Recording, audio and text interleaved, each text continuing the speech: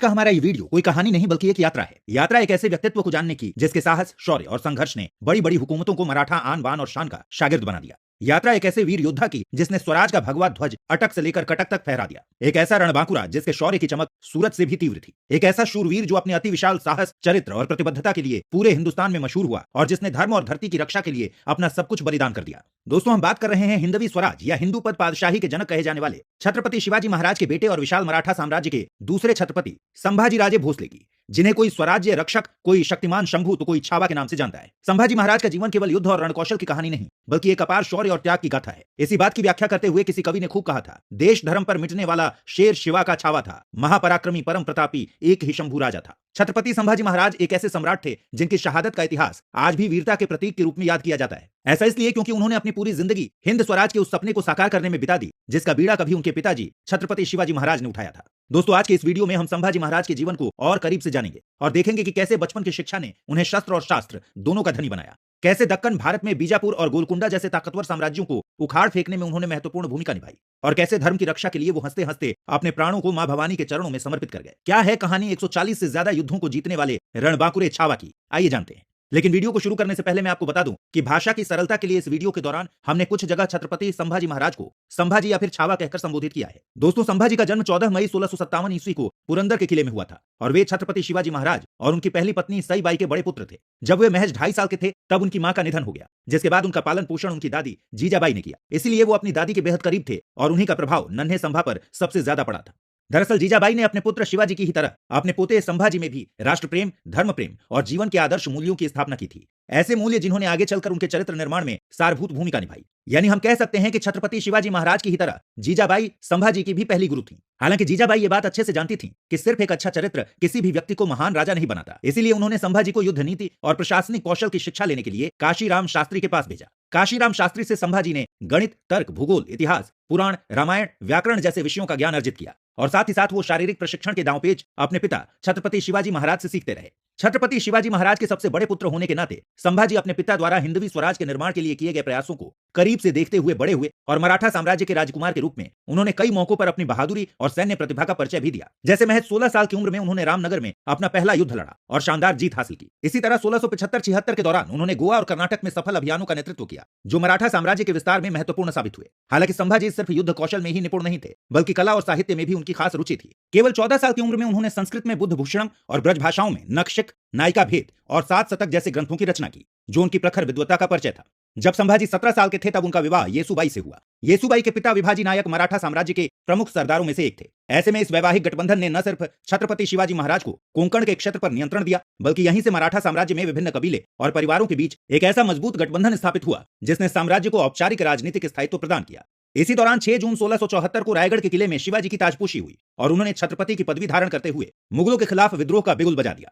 उनके इस संघर्ष में संभाजी भी शामिल हुए। हालांकि यह पहला मौका नहीं था जब संभाजी मुगलों से रूबरू हुए थे। दरअसल 1666 में जब औरंगजेब ने शिवाजी को मुलाकात के लिए आगरा बुलाया था तब 9 वर्ष के संभाजी भी उनके साथ थे। यहां तक कि जब औरंगजेब ने छल से उन्हें नजरबंद किया तब भी संभाजी उनके साथ रहे और फिर 17 अगस्त 1666 को वो छत्रपति शिवाजी महाराज के साथ ही टोकरे में छिपकर मुगलों के शिकंजे से भाग निकले। इस वाकये ने संभाजी को बचपन में ही मुगलों के छल कपट से वाकिफ करा दिया और उनका यही अनुभव कहीं न कहीं औरंगजेब के साथ उनकी अनबन का पहला कारण भी बना। 1674 से 1680 के बीच जब छत्रपति शिवाजी महाराज दिल्ली, बीजापुर और गोलकुंडा जैसे साम्राज्यों से लोहा लेते रहे तब तक संभाजी ने मराठा सेना के कई सैन्य अभियानों का सफलतापूर्वक नेतृत्व किया। हालांकि उनके अलग विचार कई दफा अन्य मराठा सरदारों के साथ टकराव के कारण भी बने। दरअसल बचपन से ही संभाजी मराठा साम्राज्य का नेतृत्व अपनी शैली से करना चाहते थे, जिसके कारण कभी कभी उनका टकराव अपने पिता के दरबार में मौजूद दरबारियों और असूखदार सरदारों से हो जाता था। उदाहरण के लिए दादोजी कोंडदेव जो मराठा साम्राज्य के प्रमुख प्रशासक थे और जो सैन्य मामलों में महत्वपूर्ण भूमिका निभाया करते थे, उनके साथ कई दफा संभाजी के मतभेद हुए। असल में इसका कारण छत्रपति शिवाजी महाराज और संभाजी का एक दूसरे से एकदम भिन्न व्यक्तित्व था। जहां एक तरफ शिवाजी महाराज एक रणनीतिक शासक थे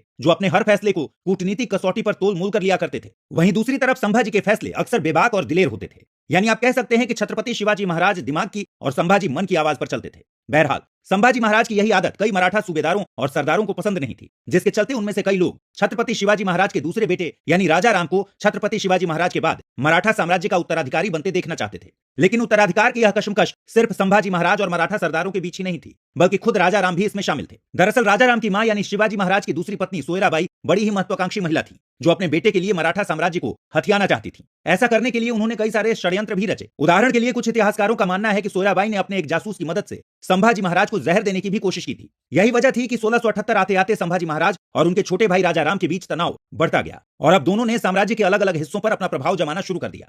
हालांकि ये तनाव अस्थायी रूप से हल तब हो गया जब छत्रपति शिवाजी महाराज ने संभाजी को उनके गुणों के चलते अपना उत्तराधिकारी बनाने का फैसला किया। लेकिन जब छत्रपति शिवाजी महाराज का स्वास्थ्य खराब होने लगा तब मराठा साम्राज्य पर मुगल साम्राज्य का दबाव बढ़ गया। ऊपर से राजा राम और संभाजी के बीच तनाव का फायदा मुगलों को भी मिला, क्योंकि उस वक्त मराठा शक्ति बटी हुई थी। अब तक संभाजी ये समझ चुके थे कि अगर उन्हें मराठाओं को मुगलों से बचाना है तो उन्हें सत्ता की बागडोर अपने हाथों में लेनी पड़ेगी। 3 अप्रैल 1680 को छत्रपति शिवाजी की मौत के बाद उनकी पत्नी सोयराबाई ने मंत्रियों के साथ मिलकर राजा राम को ताज पहनाने की योजना बनाई और वो अपनी इस चाल में कामयाब भी रही, जिसके बाद 21 अप्रैल 1680 को 10 साल के राजा राम को सिंहासन पर बैठा दिया गया। हालांकि संभाजी ने तुरंत रायगढ़ किले पर कब्जा कर कई मराठा सरदारों का समर्थन प्राप्त किया और 20 जुलाई को औपचारिक रूप से सिंहासन पर बैठ गए। यहाँ एक बड़ा ही रोचक किस्सा संभाजी महाराज और मराठा सरदार हम्बीर राव मोहिते के बीच भी घटित हुआ। दरअसल हम्बीर राव मोहिते सोयराबाई के भाई थे और जब सोयराबाई ने संभाजी महाराज के खिलाफ विद्रोह किया था तब हम्बीर राव मोहिते खुद पन्हाला जाकर संभाजी को राजा राम की अधीनता स्वीकार करवाने वाले थे। हालांकि जब उनकी मुलाकात संभाजी से हुई तो उन्होंने अपना इरादा बदल दिया और अपना समर्थन संभाजी को दे दिया, जो सोयराबाई और राजा राम के लिए सबसे बड़ा झटका साबित हुआ। बहरहाल छत्रपति बनते ही संभाजी ने राजा राम, उनकी मां सोयराबाई और पत्नी जंकीबाई को बंदी बनवा लिया और सोयराबाई को साजिश के आरोप में अक्टूबर में फांसी दे दी गई। हालांकि वासुदेव सीताराम बेंद्रे जैसे कुछ इतिहासकारों का मानना है कि सोयराबाई की मौत प्राकृतिक कारणों से हुई थी और खुद संभाजी महाराज ने ही उनका अंतिम संस्कार किया था। दोस्तों, 16 जनवरी 1681 को संभाजी महाराज का विधिवत राज्याभिषेक हुआ। इसी वर्ष औरंगजेब और उसके बेटे मोहम्मद अकबर के बीच दिल्ली सल्तनत को लेकर खींचतान शुरू हुई। दरअसल मोहम्मद अकबर अपने पिता की कठोर नीतियों का विरोधी था और इसीलिए वो सल्तनत की बागडोर अपने हाथों में लेना चाहता था। साल 1681 में सत्ता पाने की चाहत ने औरंगजेब के चौथे बेटे को बागी बना दिया, जिसके चलते औरंगजेब ने मोहम्मद अकबर को गिरफ्तार करने का आदेश दे दिया। अपने पिता से बचने के लिए मोहम्मद अकबर ने संभाजी महाराज के पास शरण ले ली, जिसने औरंगजेब और संभाजी के रिश्तों में और खटास ला दी। इसी दौरान राजा राम को छत्रपति बनाने में असफल रहने वाले कुछ सामंतों ने मोहम्मद अकबर से रायगढ़ पर आक्रमण करके उसे मुगल साम्राज्य में मिलाने की गुजारिश की। इसके लिए उन्होंने अकबर को एक खास पत्र भी लिखा। हालांकि मोहम्मद अकबर ने यह पत्र सीधे संभाजी महाराज को भेज दिया, जिसके बाद इस राजद्रोह से क्रोधित होकर संभाजी महाराज ने अपने सामंतों को मृत्यु दंड की सजा सुनाई। इसी दौरान उनके संबंध पुर्तगालियों के साथ भी बिगड़ने लगे। दरअसल दक्कन सल्तनत पर लगाम लगाने के लिए पुर्तगालियों और मराठों ने कई वर्षों तक गठबंधन बनाए रखा था, लेकिन छत्रपति शिवाजी महाराज की मौत के 2 साल बाद 1682 में संभाजी महाराज ने पुर्तगाली क्षत्रों के साथ लगने वाली सीमा पर किलेबंदी शुरू कर दी, जिसके चलते पुर्तगाली मराठाओं का साथ छोड़ मुगलों के खेमे में आ गए। ऐसे में पुर्तगालियों को नियंत्रण में लाने के लिए संभाजी महाराज ने एक के बाद एक उनके कई ठिकानों को निशाना बनाया। इस दौरान संभाजी महाराज ने गोवा जैसे महत्वपूर्ण इलाके पर अपना नियंत्रण स्थापित किया, जिसके चलते कई बंदरगाहों पर मराठा कंट्रोल हो गया। जब इस बात का पता औरंगजेब को लगा तो उसने पुर्तगाली वायसराय को गोवा में एक पत्र भेजकर मराठों पर युद्ध की घोषणा करने की बात कही, लेकिन वायसराय ने ऐसा कुछ भी करने से साफ इनकार कर दिया। दरअसल ये वो समय था जब तक मराठा शक्ति अपने चरम पर थी और उन्हें बीजापुर, गोलकुंडा और बेसिन जैसे इलाकों से चौथ और सरदेशमुखी प्राप्त हो रही थी, जिससे वो उनकी सेना को तेजी से बढ़ा पा रहे थे। वायसराय का साथ न मिलने के बाद औरंगजेब ने खुद संभाजी महाराज पर सीधे वार करने का फैसला किया। इसकी शुरुआत दक्षिण महाराष्ट्र के उत्तरी क्षेत्र के नासिक बागलान से हुई, जहां एक के बाद एक युद्ध हुए और कई मराठा किलों को निशाना बनाया गया। हालांकि वर्ष 1686 तक मुगल सेना किसी भी किले पर कब्जा करने में सफल नहीं रही, जिसके बाद औरंगजेब ने छल कपट का सहारा लेना शुरू किया।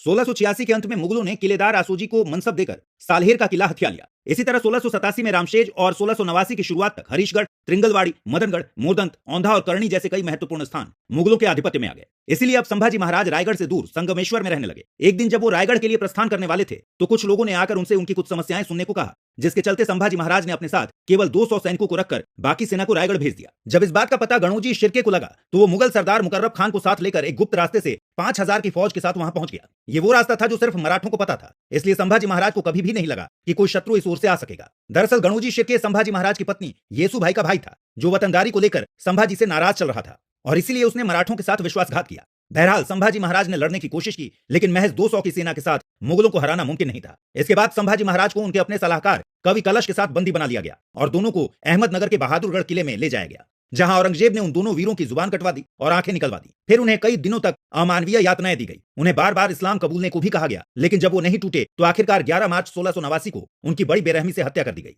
कहते हैं कि हत्या के बाद औरंगजेब ने छत्रपति संभाजी महाराज के टुकड़ों को तुलापुर की भीमा नदी में फेंकवा दिया था, जहां नदी के किनारे रहने वाले लोगों ने उन्हें इकट्ठा कर उनका विधिपूर्वक अंतिम संस्कार किया।